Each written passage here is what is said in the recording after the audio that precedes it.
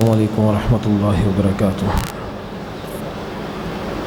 ان الحمد للہ نحمده ونستعینه ونستغفره ونؤمن به ونتوکل علیہ ونعوذ باللہ من شرور انفسنا ومن سیئات اعمالنا من يهده الله فلا مضل له ومن يضلل فلا هادی له اشهد ان لا الہ الا اللہ وحدہ لا شریک له وأشهد أن محمدًا عبده ورسوله أما بعد فإن خير الحديث كتاب الله وخير الهدي هدي محمد صلى الله عليه وسلم وشر الأمور محدثاتها وكل محدثة بدعة وكل بدعة ضلالة وكل ضلالة في النار أعوذ بالله السميع العليم من الشيطان الرجيم من همزه ونفخه ونفثه بسم الله الرحمن الرحيم يا أيها الذين آمنوا اتقوا الله حق تقاته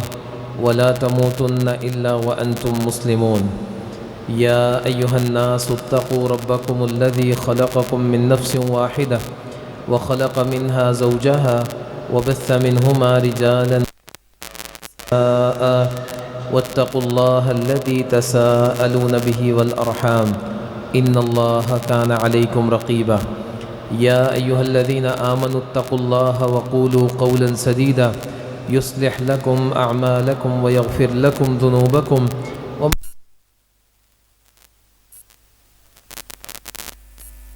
تبارك وتعالى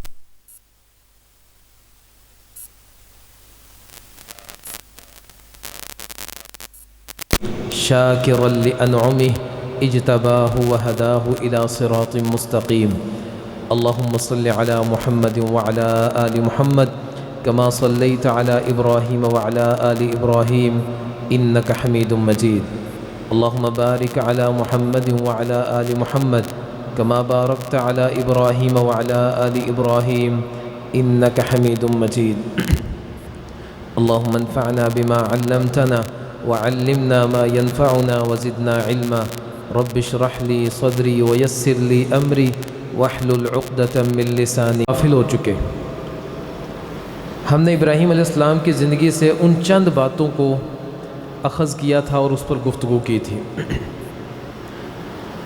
سابقہ خطبے میں ہم ابراہیم علیہ السلام کی زندگی سے اخذ ہونے والی جو بہترین اور شاندار سنن تھی اس میں سے 3 پر بات کر چکے تھے۔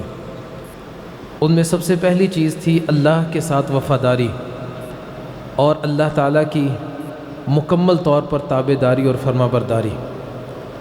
دوسرے نمبر پر نیکی کی دعوت دینا اور گناہوں سے روکنا، اور تیسرے نمبر پر تھا کہ نیکی کی دعوت دینا بڑے ہی احسن انداز کے ساتھ، ایسا نہ ہو کہ آپ دعوت تو نیکی کی دے رہے ہیں لیکن انداز آپ کا ایسا ہے کہ انسان کو آپ متنفر کر دیں۔ چوتھے نمبر پر جس پر آج ہم گفتگو کریں گے وہ ہے اللہ کا ڈر۔ ابراہیم علیہ السلام کی سیرت سے جو بڑا سبق ہمیں ملتا ہے وہ یہ ہے کہ ہر لمحے ہر وقت اللہ کا ڈر وہ ہمارے دل میں موجود ہونا چاہیے، اور اللہ کا ڈر اس کا مفہوم یہ ہے کہ انسان ہر گناہ سے بچ جائے اور کوئی بھی نیکی کا موقع اس کو ہاتھ سے جانے نہ دے، اور اس نیکی کو کرنے میں یا گناہ سے بچنے میں کتنی ہی بڑی مشکل پیش کیوں نہ آئے انسان اس پر صبر کرے، اس مشکل کو برداشت کرے۔ اور ابراہیم علیہ السلام کی سیرت سے اس کے بہت سارے دلائل ملتے ہیں ہمیں۔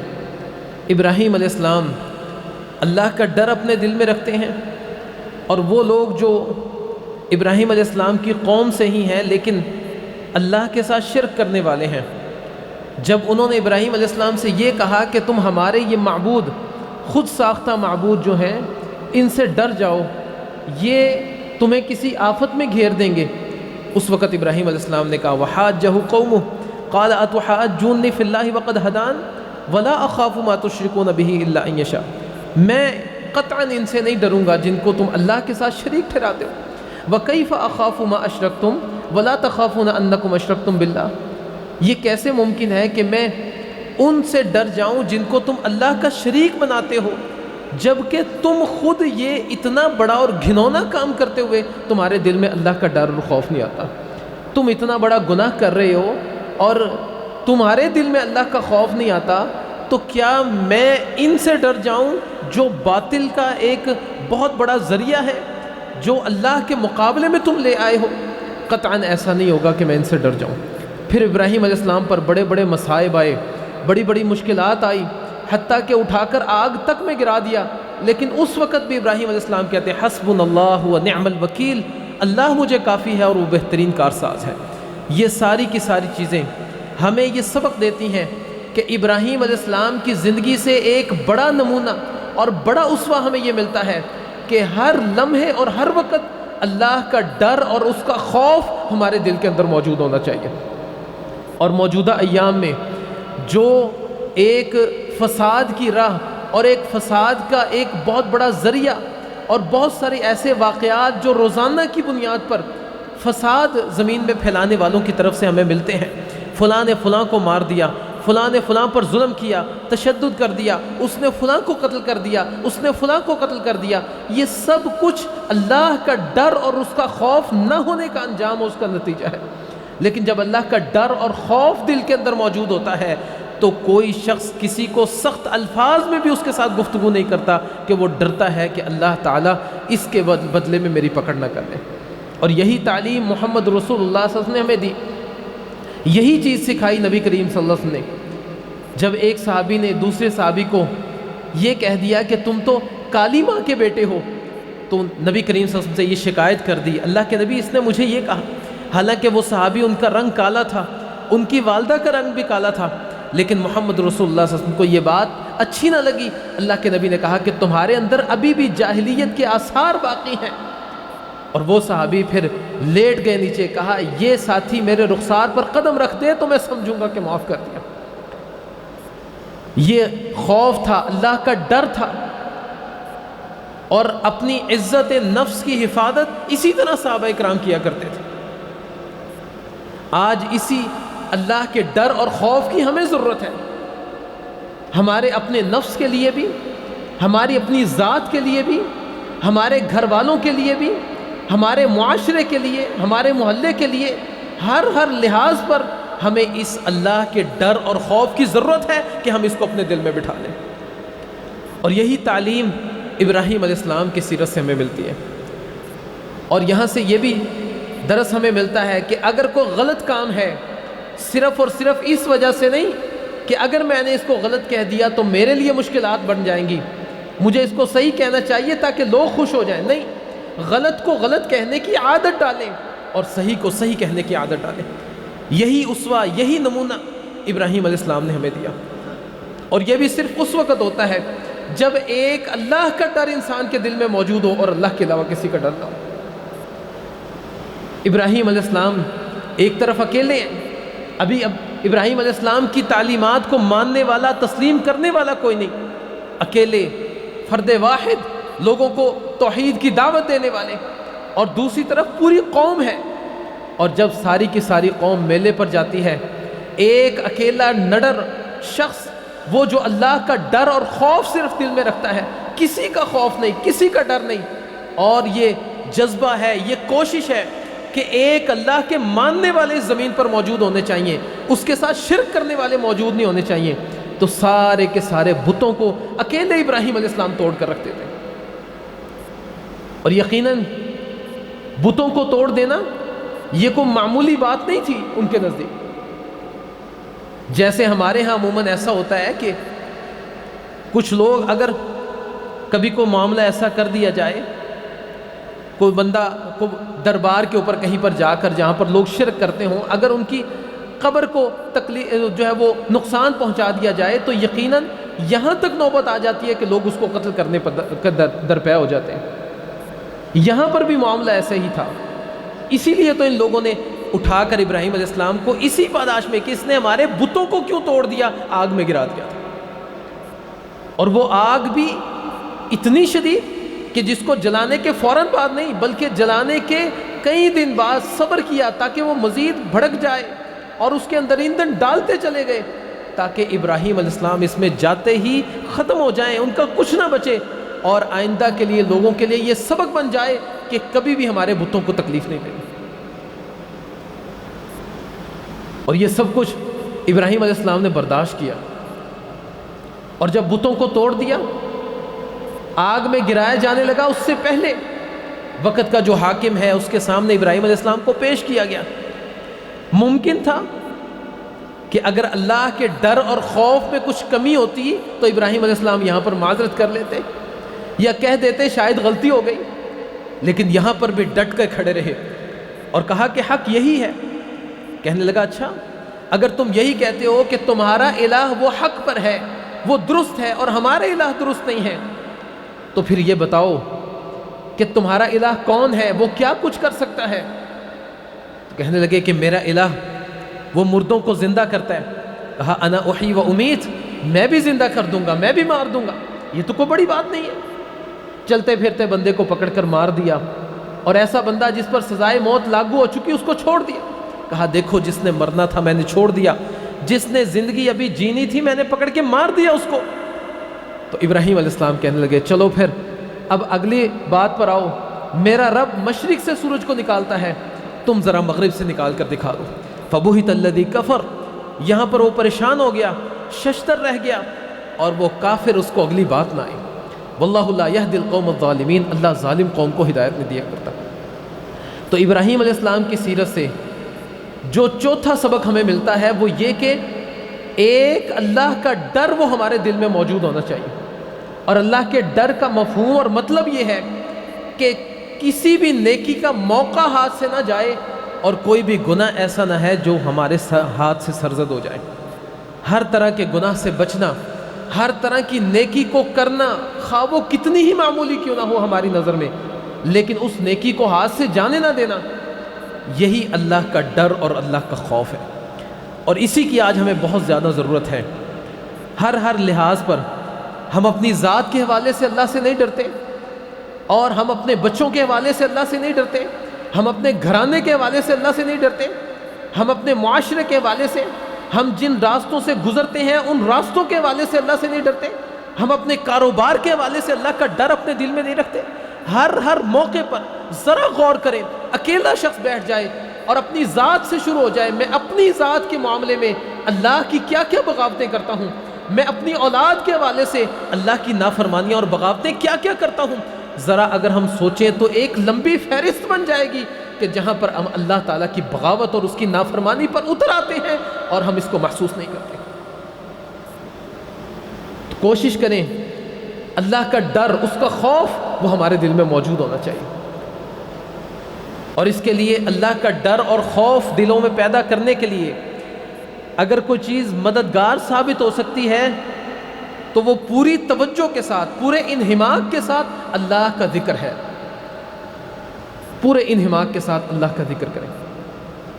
جب آپ پوری توجہ سے اللہ کا ذکر کریں گے، آپ کہیں گے اللہ اکبر، صرف اللہ اکبر نہیں کہیں گے، آپ کے دل میں یہ بات موجود ہوگی کہ اللہ سب سے بڑا ہے، اس سے بڑا کوئی نہیں، وہ مجھے پکڑنے پر پوری طرح قدرت رکھتا ہے، اور اگر میں نیک عمل کروں تو وہ میرے نیک اعمال کی پوری طرح قدر کرنے والا بھی ہے۔ جب آپ اللہ اکبر کہہ کر یہ سارا مفہوم اپنے دل میں رکھیں گے تو جب روزانہ 100 بار تسبیح کریں گے اللہ اکبر کی، اور 100 بار آپ کے دل میں یہ بات آئے گی کہ اللہ ہی سب سے بڑا ہے، وہی اس لائق ہے کہ اس سے ڈرا جائے، تو یقیناً یہ چیز مددگار ثابت ہوگی کہ آپ کے دل میں اللہ کا ڈر اور خوف ہے۔ جب آپ کہیں گے سبحان اللہ، اللہ پاک ہے، مطلب اللہ ہر طرح کے عیب سے، ہر طرح کی کمزوری سے پاک ہے، یہ سارے عیب میرے اندر ہیں، ساری کمزوریاں میرے اندر ہیں، اللہ کے اندر کوئی کمزوری نہیں۔ اللہ بالکل مکمل ہے، وہ ہر طرح سے کامل ہے، بلکہ اس کے کمال کی کوئی حد نہیں کسی لحاظ سے۔ جب اللہ کی ذات کے حوالے سے یہ سوچ اور فکر آپ کے ذہن میں ہوگی، اب اللہ کا ڈر آپ کے دل میں آئے گا، اور یہ چیز بڑی معاون ثابت ہو سکتی ہے۔ 5ویں نمبر پر جو درس ہمیں ابراہیم علیہ السلام کی سیرت سے ایک بڑا درس ملتا ہے وہ ہے مہمان نوازی کرنا۔ ہم اس چیز کا بڑا فقدان پاتے ہیں، چونکہ ہم انہی چیزوں کو ابراہیم علیہ السلام کی سیرت سے لے رہے ہیں جن چیزوں کا فقدان ہمارے اندر موجود ہے۔ مہمان کی مہمان نوازی کرنا اس کو دین اسلام کے اندر بھی بہت زیادہ اہمیت دی گئی ہے، اور ابراہیم علیہ السلام بھی اس کو بڑی اہمیت دیا کرتے تھے۔ اللہ نے قرآن کریم میں ذکر کیا، هل اتاک حدیث ضیف ابراہیم المکرمین، اے نبی کیا آپ کے پاس ابراہیم علیہ السلام کے مہمانوں کی بات پہنچی ہے؟ اذ دخلوا علیہ فقالوا سلاما، جب وہ ان کے پاس آئے سلام کیا، ابراہیم علیہ السلام نے ان کو پہچانا نہیں کون ہے، جانے پہچانے مہمان نہیں ہے، اجنبی ہے، پتہ نہیں کون ہے، نہیں جانتے تھے، لیکن فوراً سے جلدی سے اٹھے، فجاء بعجل سمین، ایک موٹا تازہ بچڑا بھنا ہوا لے کر ان مہمانوں کے سامنے آ گئے۔ یہ مہمان نوازی تھی ان کی۔ جب انہوں نے کھایا نہیں، ہاتھ نہیں بڑھایا تو ڈر گئے، کھاتے کیوں نہیں بھائی؟ کیا کوئی اور ارادہ اور قصد تو نہیں ہے؟ کہا ہم اللہ کی طرف سے بھیجے ہوئے اس کے فرشتے ہیں، ہمیں ان چیزوں سے کوئی حاجت نہیں۔ اور یہاں سے ایک چیز یہ بھی سمجھ آتی ہے کہ ہم اپنے مہمانوں کو شرمندہ کر دیتے ہیں۔ ہم کہتے ہیں جی کیا لیں گے، ٹھنڈا لیں گے، گرم لیں گے، وہ کہتے ہیں جی کچھ نہیں لیں گے، اور وہ بھی گناہ گار ہو جاتا ہے اس میں۔ اور نبی کریم صلی اللہ علیہ وسلم نے فرمایا دو چیزوں کو جمع نہ کرو، ایک بھوک اور ایک جھوٹ، ان دونوں کو جمع نہ کرو۔ بندے کو بھوک بھی لگی ہے، ٹھنڈے کی تمنا بھی ہے، پیاس بھی لگی ہے، لیکن وہ یہ کہنے پر مجبور ہو جاتا ہے کہ نہیں بھائی رہنے دو۔ تو اپنے مہمانوں کو یہ نہ پوچھا کرے کیا لیں گے، جو آپ کی استطاعت ہے لا کر ان کے سامنے رکھ دیں۔ یہی انبیاء کا شیوا ہے اور یہی سنت ہے انبیاء کی۔ اور نبی کریم صلی اللہ علیہ وسلم بھی اسی طرح مہمان نوازی کیا کرتے تھے، اور اللہ کے نبی کے صحابہ بھی ایسے ہی مہمان نوازی کیا کرتے تھے، اور یہ عمل اللہ کو بڑا پسند ہے۔ اور وہ واقعہ جو آپ نے پہلے بھی سنا ہوگا، اشارہ کرتا ہوں صرف، جب اللہ کے نبی کے پاس ایک مہمان آیا تھا، رسول اللہ صلی اللہ علیہ وسلم نے اپنے گھر والوں کو، سب اللہ کے نبی کے جتنے بھی گھر تھے، تمام ازواج مطہرات کے پاس پیغام بھیجا، کچھ ہے کھانے کے لیے؟ ہر جگہ سے یہ پیغام ملا کہ گھر میں کچھ بھی نہیں ہے کھانے کے لیے۔ رسول اللہ صلی اللہ علیہ وسلم نے کہا کون ہے جو آج اس مہمان کو اپنے ساتھ لے جائے؟ ایک صحابی نے کہا اللہ کے نبی میں اس مہمان کو اپنے ساتھ لے جاؤں گا، لیکن ابھی اس صحابی کو نہیں معلوم میرے گھر میں کیا ہے، کھانے کے لیے کچھ موجود ہے بھی یا نہیں ہے، نہیں معلوم ان کو، لیکن نبی کریم صلی اللہ علیہ وسلم کا مہمان ہے، لہذا اپنے مہمان سے زیادہ عزت گھر لے گئے، جا کے بٹھایا بیوی سے، اب پوچھ رہے ہیں کچھ کھانے کے لیے ہے؟ اللہ کے نبی کا مہمان آیا، کہا چند ٹکڑے بڑے ہیں، میں نے بچوں کو کھانے نہیں دیا، رو رہے تھے بچے، میں نے کہا آپ آ جائیں تو مل کر کھاتے ہیں۔ کہا بچوں کو بھوکا سلا دو، ان کو بھوکا سلا دیا، اس لیے کہ یہ مہمان ہے اور مہمان بھی محمد رسول اللہ صلی اللہ علیہ وسلم کا ہے۔ بچے روتے روتے بھوکے سو گئے۔ اب وہ ٹکڑے چونکہ وہ ایک ہی آدمی کو کفایت کرنے تھے، کہا یہ ٹکڑے ان کے سامنے رکھ دینا، اور جب کھانا کھانا شروع کرنے لگے تو دیا بجھا دینا، ہم صرف منہ چلائیں گے، مہمان کھانا کھا لے گا، اس کو پتہ لگے گا ہم بھی کھا رہے ہیں۔ ایسا ہی کیا، اور جب اگلے دن محمد رسول اللہ صلی اللہ علیہ وسلم کے سامنے آئے، کوئی بات نہیں کی، اللہ کے نبی مسکرا رہے ہیں، اور نبی کریم صلی اللہ علیہ وسلم مسکرا، اللہ کے نبی آپ کیوں مسکرا دیے؟ کہا تمہاری مہمان نوازی کے انداز کو دیکھ کر اللہ اپنے عرش پہ مسکرا دیا، اللہ نے تعجب کیا اس چیز پر۔ تو یہ بہت بڑی چیز ہے مہمان کی مہمان نوازی کرنا۔ اور نبی کریم صلی اللہ علیہ وسلم نے جہاں مہمان کو یہ تلقین کی کہ وہ اپنے جہاں میزبان کو تلقین کی کہ مہمان کی مہمان نوازی کرے، وہیں پر مہمان کو بھی یہ تلقین کی کہ میزبان کے اوپر بوجھ نہیں بننا۔ کہا زیادہ سے زیادہ 3 دن مہمان نوازی ہے، اگر مزید بڑھا لو تو 1 دن مزید اس کو بڑھا لو، لیکن اس کے بعد اگر کوئی بھی شخص کسی کو کچھ کھلائے گا تو وہ بطور صدقہ ہے۔ اور نبی کریم صلی اللہ علیہ وسلم نے مہمان نوازی کے حوالے سے بڑا جامع ایک جملہ ہمارے لیے چھوڑا ہے، کہا من کان یؤمن باللہ والیوم الآخر، جو شخص اللہ پر اور آخرت کے دن پر یقین رکھتا ہے، یہ بہت بڑی بات ہے، جو شخص اللہ پر اور آخرت کے دن پر یقین رکھتا ہے فلیکرم ضیفہ، تو وہ اپنے مہمان کی قدر کیا کرے، اس کی عزت کیا کرے، اس کے مقام کو پہچانے، اور اس کو ذلیل نہ کرے اپنے مہمان کو، وہ کسی بھی طرح سے ہو۔ اور یہ بہت بڑی بات ہے کہ جو شخص اللہ پر اور آخرت کے دن پر یقین رکھتا ہے وہ مہمان کی عزت کرے، مطلب جو مہمان کی عزت نہ کرے اس کا اللہ پر اور آخرت کے دن پر یقین نہیں ہے۔ تو ایک بڑی تعلیم اور بڑا درس ابراہیم علیہ السلام کی سیرت سے وہ ہمیں یہ بھی ملتا ہے کہ اپنے مہمانوں کی مہمان نوازی کیا کریں، اور اس میں ہمیں 2 ٹوک گفتگو کرنی چاہیے۔ بہت سارے لوگ ایسے ہوتے ہیں جو دکان پر بیٹھے ہوتے ہیں، کو مہمان آ گیا، چائے لے آؤ جی. اب وہ چائے لینے کے لیے لڑکا گیا ہے یا نہیں گیا, وہ اوپر چڑھ گیا, وہ بار بار آ رہی ہے جی, آ رہی ہے جی. وہ آدھے گھنٹے بعد بیچارہ مہمان پریشان ہو کے کہتا ہے اچھا مجھے اجازت دیں, آپ خود ہی پی لیجیے گا چائے, حالانکہ وہ نہیں آ رہی ہوتی. ایک تو آپ نے مہمان کی عزت نہیں کی, اس کی قدر نہیں کی, پھر دوسرے نمبر پر آپ نے جھوٹ بولا اور دھوکہ دے دیا. آپ نے اگر اس کو کچھ نہیں کھلانا تھا, استطاعت نہیں تھی, نہ کھلائیں. یہ ضروری نہیں ہے کہ مہمان کی عزت صرف کھلانے میں ہی ہے, یہ ضروری نہیں ہے. اس کی عزت اچھی طریقے سے گفتگو کرنے میں بھی ہے. استطاعت نہیں ہے تو کچھ نہ دیں, اگر استطاعت ہے جتنی طاقت ہے وہ اس کو کھلا دیں. اور مہمان بھی اس پر اعتراض نہ کرے, لو جی فلاں کے پاس میں گیا تھا, چائے پہ ٹرکا دیا اس نے. آپ کو کوئی حق حاصل نہیں ہے. اس کا خلوص شاید اس چائے میں اس کا اس قدر زیادہ خلوص ہے جو بڑے سے بڑے کھانے کے اندر بھی موجود نہ ہو. تو شکایات کو اور یہ جو گلے شکوے اور تانے ہیں ان کو دور کر دیں. مہمان کو چاہیے کہ وہ میزبان کی فکر کرے اور اس کو زیادہ تکلیف نہ دے, اور میزبان کو چاہیے کہ وہ مہمان کی قدر کرے, جس حد تک ممکن ہو سکے اس کی عزت کرے اور جتنی اس کی خدمت ہو سکے وہ کرے. یہ دین کا حصہ ہی نہیں, ایک بہترین رکن بھی ہے, اور اللہ پر اور آخرت پر ایمان رکھنے والوں کا شیوا ہے کہ وہ مہمان کی عزت کرتے ہیں. ایک اور درس جو ابراہیم علیہ السلام کی سیرت سے ہمیں ملتا ہے وہ ہے اولاد کی فکر کرنا, ان کی اچھی تربیت کرنا, ان کے لیے دعائیں کرنا. یہ بہت بڑی چیز ہے, اور آج کل تقریباً یہ ختم ہو چکا. ہم میں سے اکثر لوگ اولاد کی تربیت پر پوری طرح سے توجہ نہیں دیتے, اور گفتگو یہ کرتے ہیں ابھی تو چھوٹا ہے, بڑا ہو جائے گا تو سمجھا دیں گے. لیکن دین اسلام جو ہماری تربیت کرتا ہے وہ یہ کہ اولاد کی فکر شادی سے پہلے, ابھی تم نے اپنا رشتہ تلاش نہیں کیا اس وقت سے تمہیں اولاد کی فکر ہونی چاہیے. نبی کریم صلی اللہ علیہ وسلم نے فرمایا ایسی عورت کا انتخاب کرو جو دیندار ہو اور تمہاری نسلوں کو دیندار بنا دے. اور یہ اسی تناظر میں ہے کہ ایک اچھی عورت کا انتخاب وہ تمہاری اولاد کی اچھی تربیت کی دلیل ہے. عمر رضی اللہ تعالیٰ عنہ کے پاس ایک شخص آیا اور آ کر کہنے لگا کہ میرا بیٹا میرا نافرمان ہے, بات نہیں مانتا. عمر رضی اللہ عنہ نے اس کو بلایا تاکہ اس کو سزا دیں, اس کو سمجھائیں, نصیحت بھی کریں. اس کو بلایا اور کہا کہ تم اپنے والد کی بات نہیں مانتے؟ کہا میری بھی بات کو سنا جائے, میں اپنے والد کی بات کیسے مانوں, اس نے میرے حق تو ادا کیے ہی نہیں. سب سے پہلا حق یہ تھا کہ یہ میری ماں کا بہترین انتخاب کرتا, اس نے ایک گانے والی سے شادی کی ہے, وہ میری تربیت کیا کرتی. میرا دوسرا حق یہ تھا کہ یہ میرا اچھا نام رکھتا, اس نے جو میرا نام رکھا وہ اچھا نہیں ہے, اس کا مفہوم اچھا نہیں ہے, اس کا اثر کیا ہوتا میرے اوپر. اس نے ایک حق یہ ادا کرنا تھا, اس نے مجھے قرآن کی تعلیم دینی تھی, اس نے مجھے قرآن کی تعلیم نہیں دی. پوچھیں ذرا اس سے, اس نے یہ میرے حقوق ادا کیوں نہیں کیے. عمر رضی اللہ عنہ نے اس بچے کو چھوڑا, اس باپ کی سرزنش کرنی شروع کر دی.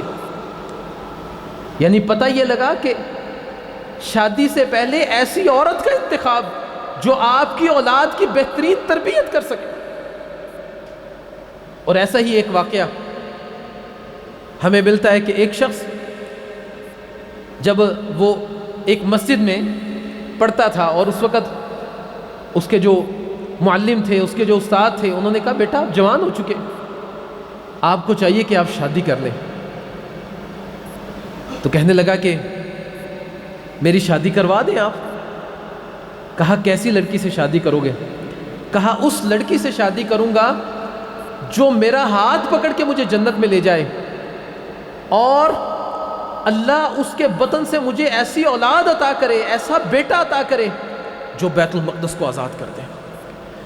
یہ سوچ اور فکر, یہ جذبہ, یہ خواہش, اور کہا کہ ایسا رشتہ میں تمہارے لیے کہاں سے لاؤں. ابھی کچھ لمحات یا چند دن ہی گزرے تھے کہ ایک خاتون آئی اور پردے سے کہنے لگی کہ میری شادی کرا دیجئے. کیسے شخص سے شادی کرنا چاہتی ہو؟ بالکل وہی جملہ. کہا ایسے شخص سے جو میرا ہاتھ پکڑ کے مجھے جنت میں لے جائے اور اللہ اس کے ذریعے مجھے ایسا بیٹا دے جو بیت المقدس کو آزاد کرا دے. فوراً شادی کرا دی, اور پھر اللہ نے جو بیٹا دیا تاریخ اس کو صلاح الدین ایوبی کے نام سے جانتی ہے. یہ سوچ اور فکر, یہ جذبہ اور ولولہ اولاد کی تربیت کے حوالے سے یہ انسان کی شادی سے پہلے یہ سب کچھ ہونا چاہیے، بجائے اس کے کہ اولاد بڑی ہو جائے، بلوغت کی عمر کو پہنچ جائے اور ہم یہ کہتے رہیں ابھی تو چھوٹا ہے، ابھی تو چھوٹا ہے۔ اس طریقہ کار کو چھوڑ دیجئے۔ اور صحابہ کرام اپنی اولاد کی کیسے تربیت کرتے تھے، سلف صالحین نے کیسے تربیت کی اپنی اولاد کی، ذرا ان کی سیرت کو پڑھ کر دیکھیں، اور وہ سارے کے سارے اسوے، وہ سارے کے سارے نمونے جو ان کی سیرت کے اندر موجود ہیں، وہ سارے کے سارے ہمیں اپنانے چاہیے۔ اور اولاد کے حوالے سے خصوصاً وہ حق جو والدین کے ذمے ہیں اولاد کے، وہ ان حقوق کو ادا کرنا چاہیے۔ ان میں سب سے پہلا حق بہترین عورت کا انتخاب، دوسرے نمبر پر اولاد ہو جائے تو اس کا اچھا نام رکھنا، تیسرے نمبر پر اس کی رضاعت کی مدت کو پورا کرانا۔ یہ بھی بچے کا ایک حق ہے کہ اس کی رضاعت کی مدت کو پورا کرایا جائے۔ یہاں تک شریعت نے کہا، قرآن کریم ہمیں کہتا ہے کہ اگر ماں اس کو دودھ نہیں پلاتی تو کسی اور عورت کا انتظام کیا جائے، اس کو خرچہ دیا جائے تاکہ وہ تمہارے بچے کو دودھ پلائے۔ تو اس کی رضاعت کا خیال کرنا، حولین کاملین، 2 سال اس کی مدت رضاعت۔ اور ایک جگہ پر بیان کیا کہ 30 مہینے، 2.5 سال حمل اور رضاعت کی، یہ ٹوٹل مدت 2.5 سال ہے۔ اور اسی آیت کے تناظر میں عبداللہ ابن عباس رضی اللہ عنہ کا یہ فتویٰ ہے، وہ کہتے ہیں کہ ٹوٹل مدت 30 مہینے ہے، اگر بچہ اپنی ماں کے پیٹ میں 9 مہینے رہتا ہے تو 21 مہینے وہ دودھ پیے گا، اور یہ لازم اور ضروری ہے کہ ماں اس کو دودھ پلائے۔ والد پر بھی یہ لازم ہے کہ وہ ماں کو اس طرف مجبور کرے کہ وہ اس کو دودھ پلائے۔ یہ ایک الگ معاملہ ہے کہ اگر کوئی کسی بیماری کی وجہ سے یا کسی اور معاملے، کسی مجبوری کی وجہ سے یہ حق ادا نہیں ہو سکتا تو یہ ایک الگ معاملہ ہے، لیکن جان بوجھ کر بچے کو اس سے غافل کر دینا اس کی صلاحیتوں کو ماند کرنے کے مترادف ہے۔ پھر وہ بڑا ہوتا ہے، اس کو قرآن کریم کی تعلیمات دینا، اس کو نبی کریم صلی اللہ علیہ وسلم کے فرامین سکھلانا، اس کو مختلف دعائیں سکھانا، اس کو دین اسلام کی تربیت کرنا، اس کو آداب اور تعلیمات سے آگاہی ہر لحاظ سے اس کو دینا، یہ والدین کے ذمے ہے اور لازم اور ضروری ہے۔ پھر جب بچہ بالغ ہو جائے، بلوغت کے وقت جن جن باتوں کا بچے کو معلوم ہونا چاہیے، ان ساری باتوں کے حوالے سے اس کو آگاہی دینا، یہ سب کچھ ذمہ داری ہے۔ اور ابراہیم علیہ السلام نے اپنے بچوں کی ایسی ہی تربیت کی تھی۔ ہر موقع پر ابراہیم علیہ السلام جب بھی اللہ سے دعا کرتے، اپنی دعاؤں میں اپنے بچوں کو شامل کرتے۔ وَإِذْ قَالَ إِبْرَاهِيمُ رَبِّ اجْعَلْ هَٰذَا الْبَلَدَ آمِنًا وَاجْنُبْنِي وَبَنِيَّ أَن نَّعْبُدَ الْأَصْنَامَ۔ اور جب ابراہیم علیہ السلام نے اللہ سے دعا کی اور ان دعاؤں میں ایک یہ بھی کی، اللہ مجھے اور میرے بیٹے کو، میری اولاد کو بتوں کی عبادت سے محفوظ رکھنا۔ رب اجعلنی مقیم الصلاۃ ومن ذریتی، اے اللہ مجھے نماز قائم کرنے والا بنا دے اور میری اولاد کو بھی نماز قائم کرنے والا بنا دے۔ ہر دعا کے اندر ابراہیم علیہ السلام کی اولاد شامل ہے ان کی دعاؤں میں، حتیٰ کہ جب اللہ تعالیٰ نے یہ کہا انی جاعلک للناس اماما، اے ابراہیم تمہاری سیرت، تمہارا کردار اتنا بہترین، ہم نے تمہیں لوگوں کے لیے امام بنا دیا، تم قیامت کے تک کے ان کے لیے امام۔ یہاں پر بھی کہا وَمِن ذُرِّيَّتِي، اللہ میری اولاد کو بھی اسی منصب پر فائز کر دیجئے۔ کہا لا ینال عہد الظالمین، جو بہتر ہوگا، بہترین ہوگا، اسی منصب پر ہے، لیکن جو ظالم ہوں گے ان تک ہمارا وعدہ نہیں پہنچے گا، ان کو ہم یہ منصب نہیں دیں گے، ان کو یہ عزت اور وقار عطا نہیں کریں گے ہم۔ تو اولاد کی تربیت، بہترین تربیت کرنا، گھر والوں کی بہترین تربیت کرنا، یہ بھی ابراہیم علیہ السلام کی سیرت کا ایک حصہ ہے اور بڑا بہترین حصہ ہے۔ ایک آخری چیز جو ابراہیم علیہ السلام کی سیرت سے ہمیں سمجھ آتی ہے لیکن ہمارے اندر اس کا بڑا فقدان ہے، وہ ہے شکر گزاری۔ ابراہیم علیہ السلام اللہ کی نعمتوں کی بڑی شکر ادا کرتے، بہت زیادہ شکر ادا کیا کرتے تھے۔ اور ذرا اندازہ لگائیں کہ جس کی شکر گزاری کو اللہ قرآن کریم میں بیان کر دے، اس کے شکر کرنے کی کیفیت کیا ہوگی۔ کہا شاکرا لانعمہ، بہت زیادہ شکر کرنے والے اللہ کی نعمتوں کا۔ اجتباہ وہداہ الی صراط مستقیم، پھر اس کے بعد کہا اللہ نے اس کو چن لیا اور اس کو سیدھے راستے کی طرف ہدایت دے دی۔ اور یہ شکر گزاری کس قدر، نبی کریم صلی اللہ علیہ وسلم نے فرمایا جس کو اللہ ایک نوالا دے دینا اس کو چاہیے کہ وہ اللہ کا شکر ادا کرے۔ ایک نوالا اللہ جس کو دے دے۔ ہم تو بہت سارے نوالے کھاتے ہیں، ایک چیز کے ساتھ نہیں، بہت ساری چیزیں موجود ہوتی ہیں، ہماری تو نعمتوں کا شمار کوئی نہیں۔ پہلے وقت میں لوگ 2 وقت کھانا کھایا کرتے تھے، ہمارے وقت میں لوگ 3 4 بار کھانا کھاتے ہیں۔ پھر چائے اس سے الگ ہے، پھر صبح و شام جو مختلف چیزیں چائے کے ساتھ کھانا، پھر گاہے بگاہے مختلف چیزوں کو استعمال کرنا۔ ان سب کے استعمال کے باوجود بندہ شام کو یہ کہتا ہے کہ حالات بہت زیادہ خراب ہیں، میں کیا کروں، گزارا نہیں ہوتا۔ ان ساری چیزوں کو چھوڑ دیں، اللہ کا شکر ادا کریں۔ لَإِن شَكَرْتُمْ لَأَزِيدَنَّكُمْ، اگر تم شکر ادا کرو گے اللہ کہتا ہے میں زیادہ دوں گا تمہیں۔ وَلَئِن كَفَرْتُمْ إِنَّ عَذَابِي لَشَدِيدٌ، اگر تم کفر کرو گے نعمتیں تو جاتی ہی رہیں گی، إِنَّ عَذَابِي لَشَدِيدٌ، میرا پھر عذاب بھی بڑا سخت ہے۔ یعنی اللہ کی ناشکری پر نعمتیں بھی جاتی رہیں گی، دل کا اطمینان اور غنا بھی جاتا رہے گا، اور اس کے ساتھ ساتھ اللہ کے عذاب کے لیے تیار ہو جاؤ گے۔ تو اللہ کی شکر گزاری، ہمیشہ اللہ کی شکر گزاری، ایک نوالہ دن میں آپ کو مل جائے تو اللہ کا شکر ادا کریں۔ نبی کریم صلی اللہ علیہ وسلم بیان کرتے ہیں جس شخص کو صبح کو اللہ نے زندگی دے دی، اس کی آنکھ کھل گئی، اس کے گھر میں اس کی بیوی موجود ہے، اس کا خادم موجود ہے جو اس کی خدمت کرنے والا ہے، اور ایک دن کا کھانا اس کے پاس موجود ہے، اللہ کے نبی کہتے ہیں یہ تو بادشاہ ہے، یہ بادشاہ ہے۔ ایک دن کا کھانا موجود ہے، خدمت کے لیے خادم بھی موجود ہے، بیوی گھر میں موجود ہے جو گھر کی رکھوالی کر سکتی ہے۔ کہا یہ بادشاہ ہے۔ اور ہماری تو بہت ساری نعمتیں موجود ہوتی ہیں، ایک دن کا نہیں، سال ہر سال کا اناج ہمارے گھروں میں موجود ہوتا ہے۔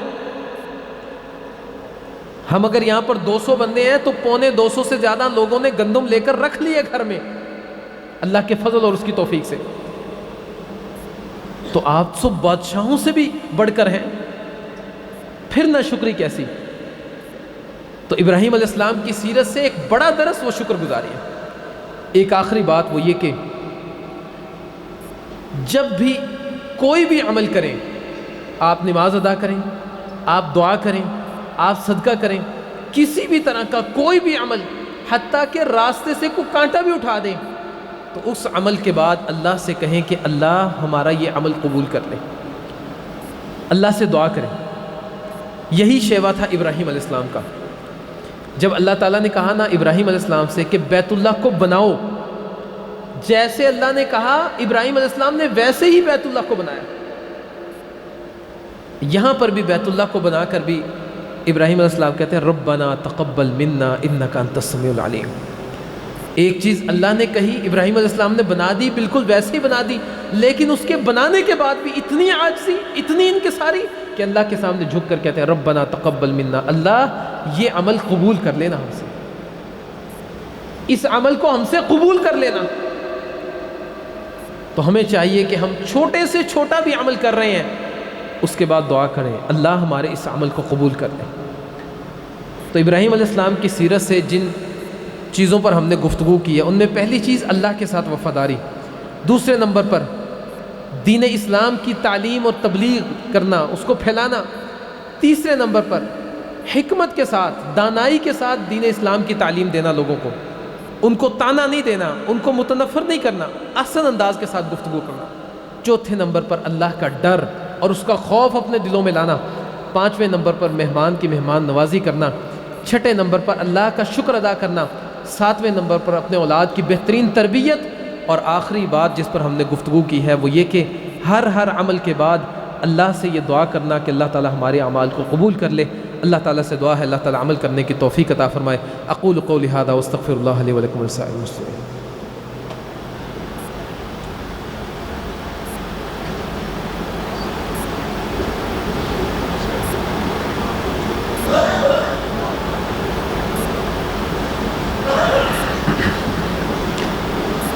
ان الحمد للہ نحمده ونستعینه ونستغفره ونؤمن به ونتوکل علیہ ونعوذ باللہ من شرور انفسنا ومن سیئات اعمالنا من يهده الله فلا مضل له ومن يضلل فلا هادي له اشهد ان لا اله الا الله وحده لا شريك له واشهد ان محمدا عبده ورسوله۔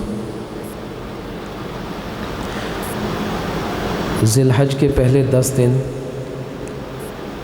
سال کے تمام دنوں میں زیادہ اہمیت کے حامل ہیں۔ نبی کریم صلی اللہ علیہ وسلم نے بیان کیا کہ اللہ کو ان دنوں کا عمل باقی سارے سال کے اعمال سے زیادہ محبوب ہوتا ہے، وہ کوئی بھی عمل ہو۔ تو ہمیں چاہیے کہ ان دنوں کو ہم رمضان کے دنوں سے بھی زیادہ اہمیت دیں، اور یہ اس قابل ہے کہ اس کو اہمیت دی جائے۔ تو ان دنوں میں آپ کی نیکی کا جذبہ بڑھ جانا چاہیے، شوق بڑھ جانا چاہیے، اور جس قدر آپ نیکی کر سکتے ہیں اسی قدر آپ کو نیکی کرنی چاہیے۔ اپنی نیکیوں کی ایک روٹین بنائیں، اس کے مطابق چلیں۔ ان 10 دنوں میں، خصوصاً ان 10 دنوں میں، ویسے بھی ان 10 دنوں میں میری کوئی نماز جماعت سے نہیں رہے گی۔ میں ہر نماز کے ساتھ نفلی عبادت کروں گا، میں قرآن کی تلاوت کروں گا، میں قرآن کو سمجھوں گا، میں قرآن کریم کو سمجھنے کے ساتھ ساتھ اس میں جو کمی کوتاہی ہے اس کو دور کروں گا۔ جو میرے پڑھنے کے اندر کمی کوتاہی ہے، میرے سمجھنے میں کمی کوتاہی ہے، میں اس کو دور کروں گا۔ میں روزانہ کی بنیاد پر صدقہ کروں گا، میں اپنے رشتہ داروں کے ساتھ حسن سلوک کروں گا، میں اللہ سے زیادہ دعائیں کروں گا ان دنوں میں۔ یہ ساری کی ساری چیزیں، اور زیادہ سے زیادہ اذکار، تسبیحات، اللہ کی تکبیرات کو زیادہ سے زیادہ بلند کرنا، یہ ساری کی ساری چیزیں ہمیں ان ایام میں ان چیزوں کو ترک نہیں کرنا چاہیے، زیادہ شوق اور جذبے سے اس پر عمل کرنا چاہیے۔ اللہ تعالیٰ ان ایام کی اہمیت کو سمجھنے والا ہمیں بنا دے، ان ایام میں زیادہ شوق اور جذبے سے عمل کرنے والا بنا دے، اور ہم جتنے بھی عمل ان ایام میں یا سارا سال کرتے ہیں اللہ تعالیٰ ان کو اپنے ہاں قبول کر لے، ان کو ہمارے لیے ذریعہ نجات بنا دے۔ جتنے بھی بیمار ہیں اللہ تعالیٰ صحت کاملہ اللہ عطا فرما دے۔ ایک ساتھی ہیں، ان کا ایکسیڈنٹ ہوا ہے تو آنکھ میں شدید چوٹ آئی ہے، اللہ تعالیٰ مکمل طور پر ان کو صحت یاب کر دے، اور تمام لوگوں کو ایسی ہر طرح کی آزمائش سے اللہ تعالیٰ محفوظ رکھے، اور ہر طرح کی پریشانی سے ہم سب کو محفوظ رکھے، اور ہر طرح کے جو خیر ہے اللہ تعالیٰ وہ ہم تک پہنچا دے، اور ہر طرح کے شر کے فیصلے اللہ تعالیٰ ہم سے دور کر دے۔ اللہ تعالیٰ ہمیں نیکی کرنے والا، اس پر استقامت اختیار کرنے والا بنا دے۔ ہمارے جتنے فوت شدگان ہیں اللہ تعالیٰ سب کی مغفرت کر دے۔ سبحان ربک رب العزت عما یصفون وسلام علی المرسلین والحمد للہ رب العالمین۔